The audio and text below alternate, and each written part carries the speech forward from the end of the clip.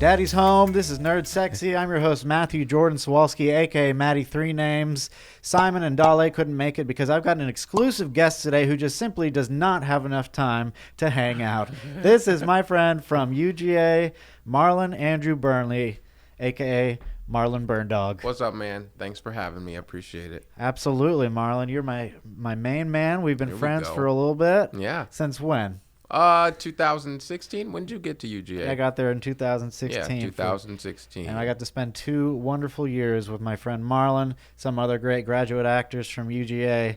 And Marlon, I always knew was going to be something special because every project that he worked on was pure passion. Over at UGA, we were a couple of pranksters, and I just want to bring up this old photograph of us when we used to hang out outside a bar called High-Low in Athens, Georgia. Clay. This was right about the time that I graduated and we were about done. You came up. Yeah, I came up for a show. I think it was She Kills Monsters. Yes. And we hung out afterwards. Yes, this is outside High-Low. That's a UGA bus whizzing by us in the middle of the night. This is my office mate, John Terry, Marlon, and then our buddy Clay Chastain, who I hope to have on the show very soon. Clay, I'm looking forward to having you, and I miss you very much. John, not so much. We like John, though. Tell me a little bit about John. John Terry is the best dude. Like, he falls asleep a lot. Like, you can sit, like, for 2 minutes and he'll fall asleep. But, like, he's one of the most, like, caring and giving individuals I know. Like, he's just all about, like, people. Exactly. He's a great friend. I remember you guys used to take pictures of John sleeping in rehearsals. Yeah, no, Daniel would take pictures. Our other of buddy, John. Daniel Stock, he used to take pictures of John sleeping, get John in trouble. Yeah. But I mean, also, I shared an office with John, and I would always be, during his thesis, he would stay there, and I'd open the office door in the morning and be like, and there's John sleeping on the couch with Monk playing on the iPad. That's John. Those were the days, but we got in a lot of trouble at UGA as well too, especially during the theater awards banquet. We won't go much further into that because I know they appreciate Marlon's presence at UGA. I don't know if they appreciate mine. This guy's been in the New York Times. They post his stuff all the time. They just want to forget I was even there. But anyways, one of your biggest projects at UGA was your master's thesis. It's this show called Black in the Box, and me and Clay, who was just in the photo, we worked on this trailer for you when you went to Orlando Fringe. Tell us a little bit about Black in the Box. Yeah, so in grad school, our movement professor gave us an assignment to create a mask character and a performance based on a piece of literature. So I chose the song Mr. Bojangles by Jerry Jeff Walker. I was familiar with the version sang by Sammy Davis Jr. He put some soul into it. No offense to Jerry Jeff Walker. But the song is essentially about a man who performs in the streets for money and for survival. And it follows him and his dog on this journey of traveling and performing, and ultimately, like, we're led up to his demise, of him ending up in this jail cell, kind of a drunkard, really nothing to his name, and even then, like, his dog dies, so then he literally has nothing in the end. And so that to me spoke a lot to the Black experience about how all of it is, like, it's this effort to try and move forward and to, like, gain something. So after that assignment, I created this mask that's playing right now. That's Bojangles, the one in the middle of these three. And then I created 2-3 other masks to create Black in the Box. And the times I kind of explore are the times of slavery, the Jim Crow period where minstrelsy and everything was taking place, and then the civil rights movement and into present day. So really it's movement mass piece that chronicles the Black experience in a simple way. It's only like a 35-minute piece. Of course, you can't cram it all into one thing. But you did a lot of research for this. This is like I said, this is your master's thesis. You made the masks. What else went into this project, and where has it gone? So a lot of research, as you said, just reading up on the civil rights movement, the slavery, the antebellum period, and listening to people's stories.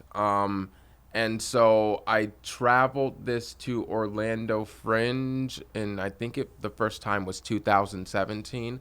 Won Best Male Performance there, was invited back to their Winter Mini Fest with the same show because it did so well. So I went back for that. Then I went to Indie Fringe and won Best Male Performance there. I traveled it to Indiana. Did a couple performances there back in my hometown in South Bend. And then I also won Best Innovative Research for a thesis competition at UGA.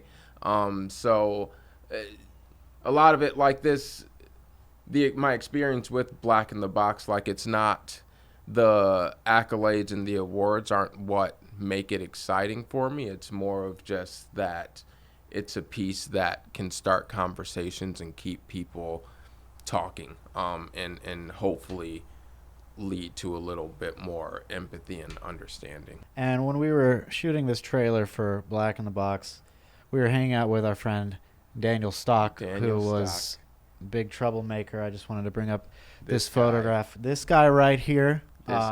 This is Daniel. Daniel, we miss you. He's known for putting 2 hot dogs in his mouth. Here's one image. Here's another image. And the final image. Daniel was a big troublemaker, and he would always prank us, and he would always leave notes in your stuff or take pictures of you sleeping. Yeah. But one day, you got him back. Ooh, I did. What did you do? There were 2 times. So I'm going to go back to when we were making that Black in the Box video. Oh, yeah. Like, Daniel did something I can't remember. Like he has like smart comments that like he'll like throw in somewhere, and like he had said something, it was not the right moment, and we had him shirtless. Like on the poster of my show, it's like white hands grabbing behind, so we had to set him up behind me shirtless and have him grab on my body, which was weird. And so like as he was doing that, he said something, and then like he was shirtless, his big belly was just there, and I just slapped the mess out of it, and it just like reverberated through the room, and like it left a nice big mark, and it was great. But the time Matt is talking about, so when we first got to UGA, we all had our own offices as student teachers or people that held assistantships. As graduate students, we had our own offices. Some people Matt shared with John, as he said earlier. I had my own office at one end of the building, and Daniel had his office actually around the corner from John and you, Matt. And Daniel had the smallest office out of all of the grads, and it was funny because he was the biggest guy. So like he has this like 3x7 super long and thin office that really looks like it was a closet at one point, and they were like, we need another office. Like, let's put someone in here. And so in my office, I had this big brown old computer desk from like the 90s or something, and I didn't want it there because I wanted something smaller where I could fit more things. So I just put it in the hallway outside of my door. And after a few weeks, everyone in my hallway and myself, we were like, we're getting tired of this big desk just like standing here. And so I was like, I have an idea. And so I had a master key. So I wake up John one day. I found him sleeping somewhere. I'm sure he was. Wake him up. I'm like, hey, come help me do something. So we go and grab this desk. And like this desk was heavy, so it wasn't easy to pull this off. Like we carried this desk all the way from my office to the other end of the building and slid it into Daniel's office. And I swear it was like like Tetris or Jenga, where like it fit perfectly and it was only gonna fit in that one spot. So like we slide it in there, no wiggle room, close the door, and the door barely shut because it closed from the inside. So when we pulled it, it like barely scraped by the desk. Like we had like an inch of clearance. So we closed it. And then we wait. And so Daniel comes into class after he goes to his office. And he's like, guys, I think maintenance thought my office was a closet and they put a desk in it. And you were just like... And so for, like, we didn't say anything. And so, like, for a few weeks, he had no idea. Eventually, we told him. He was kind of salty, but I think he was more just upset that, like, he didn't think of the idea, and like he got. Roasted. That's Daniel. Roasted you, Daniel. This is the most exposure he'll ever get on my show. Just kidding. He's a talented actor. No, Daniel's great. I love him. He's a character. Oh my God. Back here on the NERDSEXY experience, I'm Matthew Sawalski, hanging out with Marlon Burnley. Marlon, you are now doing really big things in Atlanta. Mm-hmm. You've been in several... During the pandemic, we were doing Zoom performances. Mm-hmm. You were in the New York Times for one of your Zoom performances. Now you are in a play at my favorite theater in Atlanta, Actors Express, and it's directed by my favorite director, Freddie mm-hmm. Ashley. I was in one of Freddie's plays when he came and guest directed at UGA. I was in Cabaret with him, and I played Air Schultz. And he says he doesn't like to toot his own horn and stuff like that, but he says, like, I'm known for getting the best performances out of actors. And there was a time when we were all in rehearsal, and I was in a scene with my scene partner, Taylor Bain, and he told us a story about loss, and it got everybody in the room crying, and it just the energy in that room was just like jam. Right. And me and Taylor brought that into the scene, and we had a really good grasp on those characters. But working with Freddie and on this new show, Red Speedo, you got cast as Ray in Red Speedo. Yeah. Tell us a little bit about this process and what the play is about. Yeah, so the play is about a young swimmer who's in the middle of going through the Olympic trials to eventually make it onto the Olympic swim team. And the play opens up on his coach finding performance-enhancing drugs in the locker room, and so or in the facilities. So the play centers around Ray trying to debunk these rumors and trying to work his way around them so it doesn't really mess up what's going on, like with him and him trying to make it to the Olympics. And so we as a cast we've kind of talked about how the play kind of encapsulates the American experience of like how the value that we put on like material things or worldly things. So Ray, this whole time, like he's fighting to be the top performer in the Olympics, and like looking, like if we look at life, like in the grand scheme of things, like that's not very important. Like we know that there's lots of other things that like are worth our energy. So that's what we've discussed about it. But I also think that it's a love play. It's a love story, and not a love story as in the sense of man falls in love with woman or person falls in love with person and they're chasing each other around this whole time. It's more of just like, for me, passion is love. Love is passion. And so it's about Ray following his passions, about grabbing this, obtaining this status symbol, and then about his coach and his passions, grabbing and chasing this, and his ex-girlfriend, vice versa, and then his brother doing the exact same thing. So, and then all of these people getting tangled up because they're blinded by their passions, and like sometimes it makes them do selfish things. So that's what I like about it, and it's really quick and quippy. Like we're finishing each other's sentences. There's are finishing each other's thoughts, and working with Freddie and 3 other people. It's such an intimate cast. Like we really get that time to sit and discuss what's going on and like really dissect and analyze beat by beat like what this play is all about. And it's been a super quick process. We open in like a week and we started rehearsals on the 20th. But I don't feel that we are running out of time. Like I feel like we're in a good spot for it. It's definitely a breakneck pace for this play. It's quick. And there's a lot of punctuation in there that is it's actually specific notes every time there's a dash. There's like a dash is supposed to be a parenthetical, and like there's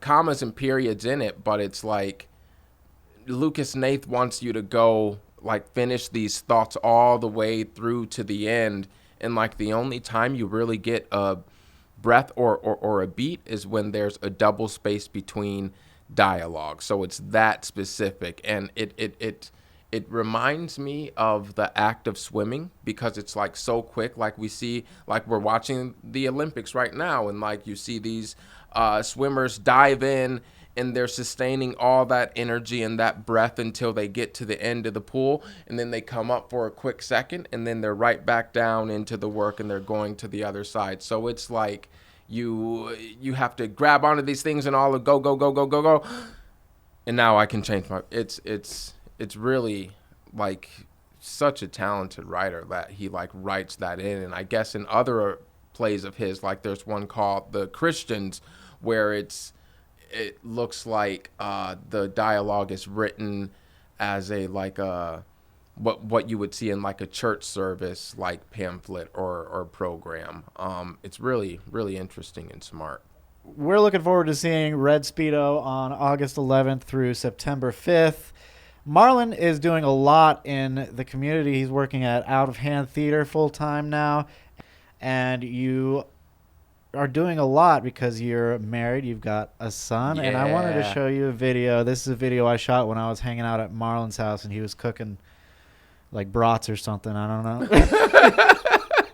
He didn't cook brats. What did you cook that day? You made pulled pork and mac chicken, and cheese. Good stuff. Yeah, never Southern brats. comfort. No, that brats are what my dad makes, and I don't appreciate that. No more spiced meats, Dad. All right. Anyways, this is a video I took of Marlon and his son August over at their house.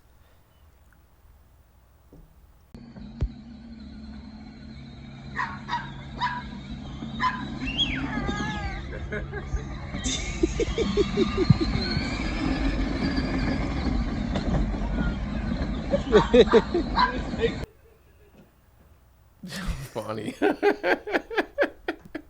That The child, best. yeah, he's the best. He just exudes He really charisma. is. He looks like he looks like a drawing. He's just Yeah. so perfect, and So happy. His lines too are like very, very like exaggerated. Yeah. and he's kind of Like Disney. a Disney baby. Yeah, he is like a Disney. But you're doing a lot of work now. You're full time at Yeah. Out of Hand Theater. Mhm. You have a family. You Mhm. got a son.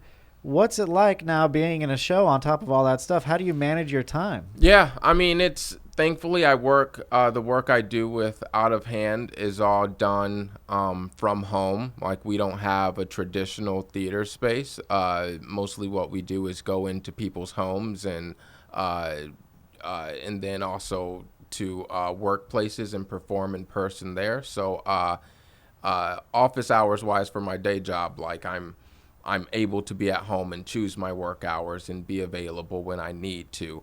But lately I have noticed that since I started rehearsals with Actors Express, which thankfully take place like in the evening, so it doesn't mess with my day job hours, and also I don't miss out on too much time with Augie because he's sleeping in the evenings anyway.